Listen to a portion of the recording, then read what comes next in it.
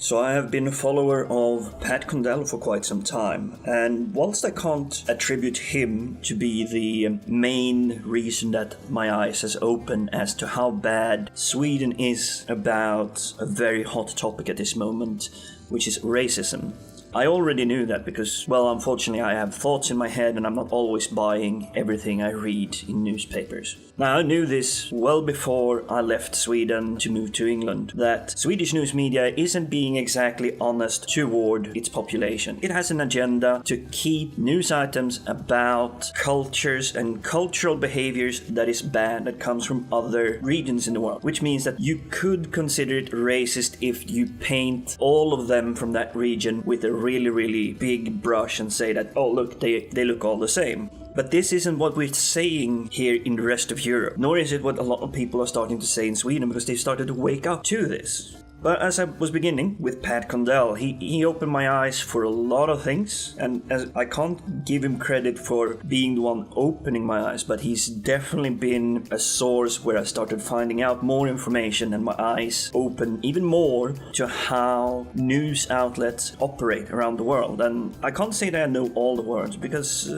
all the countries in the world. I've only experienced a few countries, I've only seen a few medias, and I can only use internet to reach a few more because limitations like languages, and I have made sure to try and avoid being, having a confirmation bias, which is, it's kind of difficult because if you're looking for something, you will find it because you want to find it. This is where, as I'm trying to keep on this channel, dig deeper, find out the information behind it. Now, I can't regrettably say to you exactly why, because I do not know why the entire Swedish media is so reluctant to tackle news, tackle real events happening all around the world because they think they might be slightly offensive. Last night I picked up London Evening Standard, and it's a fairly good newspaper, and the news items are coming all over. Is items about the royal families, items about what's happening around the world, is sporting events, what's going on in London, there's adverts, there's commercials, there's issues with the police. These are things you can see on the front page, and there's even a row about Nick Clegg at the moment and some cash for peerage's inquiry. But turning the first page, you get into the usual, like, this is newspaper and here are main news. There's a little bit of adverts, you get the weather, and at this very moment it's a nonsense article about where Brad Pitt got prankstered with, and apparently was some kind of scuffle. Not really sure exactly what went on there because this isn't news, this is entertainment. Turning the next page, now we are on page 4. We're just on page 4 on widely available English newspapers that is keeping fairly good source. They have a very good reputation of actually doing the work when they look for news. And we have 2 items you will not find in Swedish news media. Now, this has been out for some 24 hours and I've already spent this morning scouring the major Swedish news outlets and even this news source, the TT, which is the Telegraph Bureau for News Magazines, which is owned by the 5 big newspapers or news outlets in Sweden. You can't find these news anywhere. The first one is, there's an outrage grows over a woman that has been stoned to death for marrying the man she loved. You won't find this in Sweden. This news item will not be presented there. The next page, turning it over, contains a very gruesome picture of what can be assumed to be this woman after she's been stoned to death. She's lying dead on the concrete ground. And whether or not this is the real image or not, that's kind of hard to say because me working with this, I work with photo manipulation. I can create makeup on people. I can alter images. I can make an entire city appear where none was. I can go out and take a photograph of an empty park and I can create an entire post-industrial civilization that looks like it has been there, that you will have trouble to really say, well, I don't really know what and what isn't in that picture. So I'm assuming this is because it looks very gruesome. It's not a nice photograph. There's another picture where the husband of the wife is sitting in the ambulance next to her body, but this time the body has been completely wrapped up. You see nothing. That's one article. You will not see this article in Sweden. Why?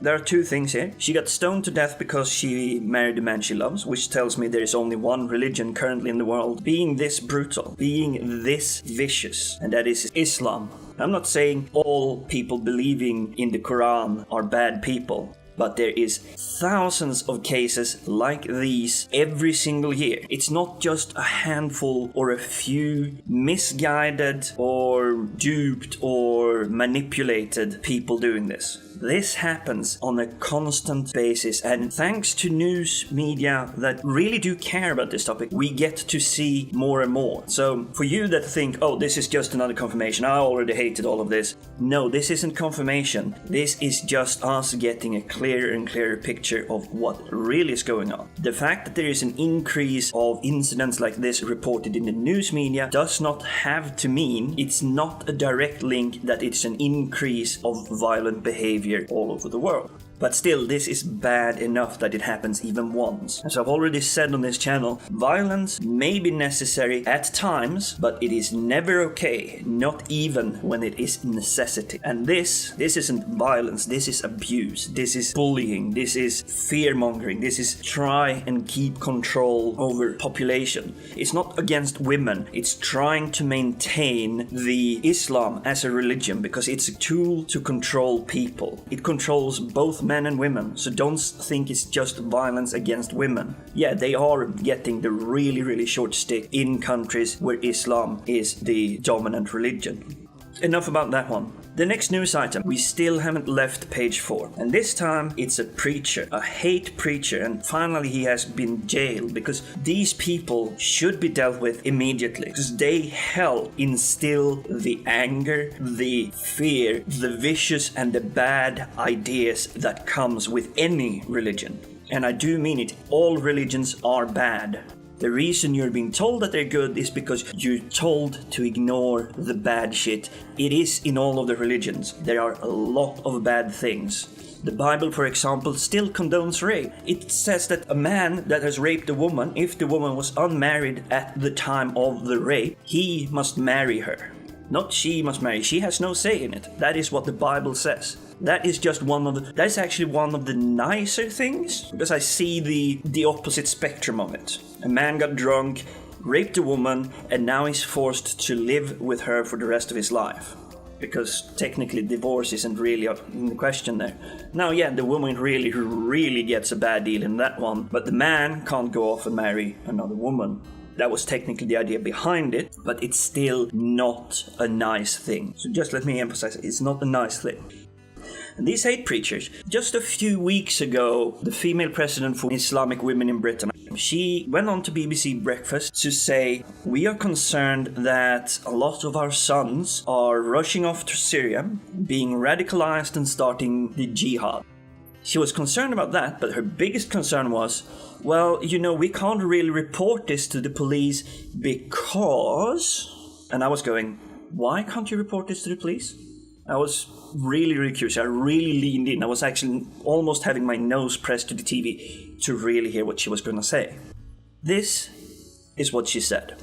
Well, if we report someone, then they're going to get put on a watch list for the rest of their lives, and police are going to come around and ask them some questions, and it's going to be embarrassing and everything, and we're going to be ashamed about it. And I'm going, are you telling me that your feelings are more important than preventing someone from strapping explosive materials to their chest, rushing into a crowd of innocent people, and blowing themselves up? But no, your feelings are more important than all of those people dying from that incident. Even if it's just a suspicion, Islam creates a culture where this is being allowed to happen. They have these bad ideas that women must be controlled, they can't do this, and if they do, well, then we can stone them, we can kill them. And how very dare, as in this very article, how very dare this woman marry the man she loves instead of the man we're telling her that she must marry.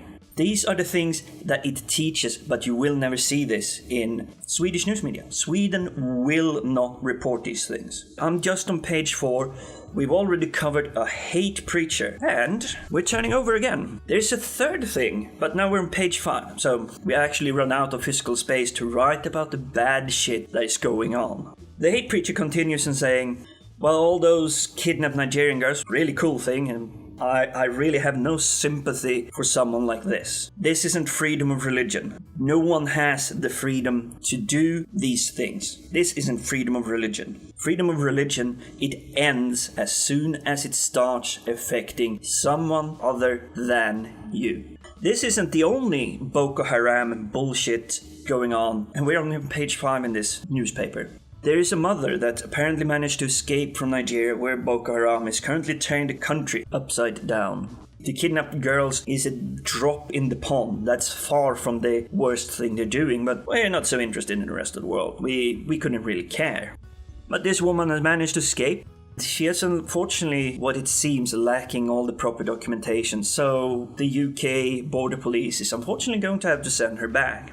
It looks like she's going to have to encounter the Boko Haram, which is a bad thing, because she's just said, well, you know, Allah is not the one I thought he was. I'm gonna go with the Jesus dude. So she's turned Christian. Why did she turn Christian? Well, she wasn't going to let her own mother perform female genital mutilation on her daughter. So the grandmother in this family wanted to basically cut into the groin of this young girl. At the time, she was apparently 1, but the mother said, this is not good enough, I'm gonna go elsewhere. So she escaped, she found a new religion. So, being deported back, the penalty for apostasy in Islam is death. That's the Sharia law. If you give up Islam, you shall be put to death. It's not a question of, oh, well, we'll chop a hand off or something so you know how to behave. Death, pure and simple. But this woman was standing up to the atrocity that is female genital mutilation. Unfortunately, the world can't help her, and this is a really, really tragic thing. She's more than likely already been put on a plane and been sent back. Not much we can do in this particular instance. I'm hoping that the lady is safe. That's the only humane thing to think. But yet again, this is also a news item you will never find in the Swedish media. Now, to be fair, Sweden do report things like this. They're not complete ignoramuses when it comes to bad things going on. Upon browsing the Swedish news media this morning, the only thing I managed to find that is on the front page, so it should be important news, because these news are important. The only thing I can find is that there's been upset in the Cannes Film Festival. A woman named Leila Hatami received a friendly peck on the cheek from Giles Jacob. But this, despite Cannes being in France, has really stirred up bat crazy shit in Iran. She's been receiving a friendly cultural gesture that is... France is very peck on cheek, embracing, hugging.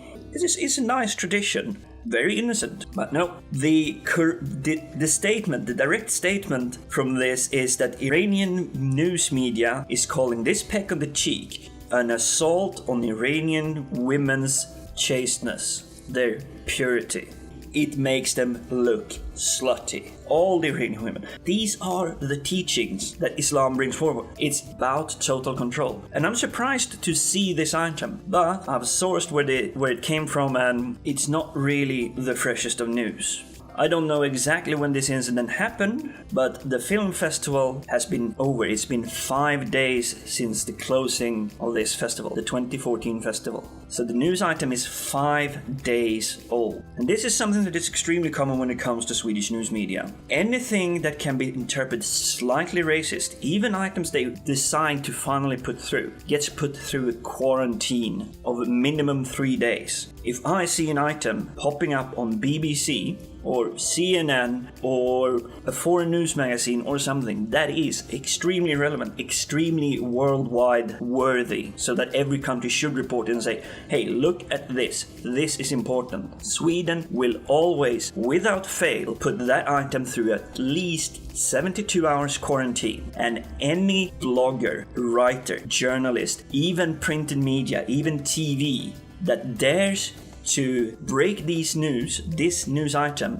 before the quarantine is up will instantly be pointed out as a racist. And Sweden, racism is such a washed out word. It has no meaning anymore. It really doesn't. And I'm gonna bring you in on an example here before I round this off. In Sweden, a woman wearing a hijab got attacked.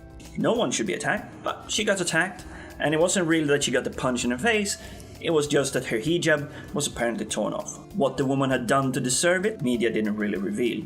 It did come to light that this wasn't the first time that she had been at the receiving end of some kind of physical assault. She had apparently had this happen to her before or after. The media really bundled in and said this woman is completely innocent, she could never have done anything wrong, and she having the benefit of the Swedish feminist society going like women can never do anything wrong and women are never ever responsible or guilty for the actions. Regardless of this incident of the hijab removal incident, because as I said, we were not told the full information of what happened, but the hijab came up, so therefore hijab removal incident is the best way of describing it. It caused an outrage amongst Swedish women for some reason. All over the internet, Facebook, Instagram, and all over, you saw women starting wearing hijabs, like, oh, solidarity, I'm gonna wear a hijab for a picture. That got kind of bitch slapped by a few of the journalistic editorial writers and whatnot that do dare speak their mind and can do the fine balance between what is and is not considered racist. This incident led on to me saying, look guys, hijab is not a very nice idea to spread forward. It's not that it's the thing that they were trying to say. They were trying to tell the Swedish people that hijab is a choice. It's a clothing accessory. Whilst hijab does not have a direct penalty or any warning codes as such in either the Sharia or the Quran, the reason a woman must wear a hijab is because if she doesn't, she will not get to go to heaven. And apparently there she's going to become a virgin and be sacrificed as 63,900 and some handmaidens and all that weird stuff that they managed to calculate that men will receive when they go to the paradise in the Islamic teachings. They say 72 virgins, but apparently these 72 virgins have 72 handmaidens, and these 72 handmaidens have, I don't know, it's just crazy, really, really crazy stuff there. But I'm getting too far off the topic. With all the things that's been happening, been very public with Islam since 2000, and we're including all the bombings. We're doing the 9/11 incident. We're talking about the bombings in London, and yes, even that with Lee Rigby had happened before this hijab incident. We are talking about the outrage of the Draw Mohammed cartoon, where Islamic people were coming out in hundreds of thousands and burning down embassies all over the world. Not even a ripple in the Swedish news media. We've even had the first terrorist act by Islam in Sweden in 2010 when a radical Muslim decided to rig some car bomb or something in Stockholm. Now this news item has really been missed by many. It was actually reported because it's kind of difficult to hide the fact that there was a terrorist attempt within your own borders. Now why an Islam would attack Sweden that is so open to letting Islam in, I do not know. But then again, we're not really talking about sane, rational people. We're talking about heavily indoctrinated and easily manipulated individuals that get radicalized. That's the fact. But I'm still really getting too far off the topic. I was just trying to bring those up as simple example of how badly Islam has been behaving over the past 10-15 years, and just that period alone, and how insanely bad the results of it have been. It's not been that it's an isolated incident, as I said. It's not one or two, which is the initial response you will meet anyone that is still stuck in the Swedish mindset that, oh yeah, but we shouldn't really pass judgment on it because it's just one or two of them. No, it's hundreds of thousands that goes out and burns down embassies and kills people because they feel slightly offended. Or there was a doodle somewhere and someone said, hey, that looks like Muhammad, the prophet of Allah. Boom.